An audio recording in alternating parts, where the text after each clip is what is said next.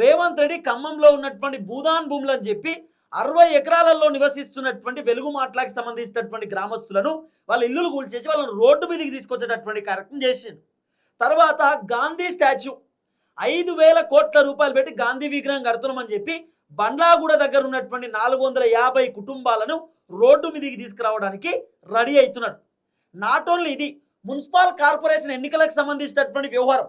Municipal corporation ఎన్నికలలో సొంత party కార్యకర్తల పైన కూడా లాఠీ చార్జులు జరిగినాయి. ఎక్కడ? బాల్కా సుమన్కి సంబంధించిన కాన్స్టిట్యున్సీ చెన్నూరులో, కొడంగల్ రేవంత్ రెడ్డి సొంత నియోజకవర్గంలో. ఇట్లా మాట్లాడుకుంటూ పోతే చాలామంది కాంగ్రెస్ పార్టీకి సంబంధించిన కార్యకర్తలు కూడా సఫర్ అయ్యారు.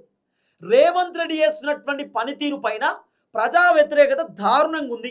మామూలు వ్యతిరేకత కాదు, భయంకరమైనటువంటి వ్యతిరేకత ఉంది.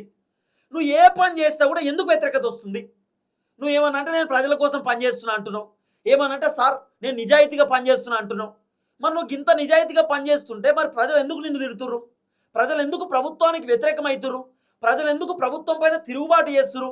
ప్రజలు ఎందుకు మీ పైన వ్యతిరేకంగా ఉన్నారు అని చెప్పి హైకమాండ్ ముఖ్యమంత్రి రేవంత్ రెడ్డి పైన సీరియస్ అయ్యారు అనేది కొంత వినబడుతున్నటువంటి చర్చ.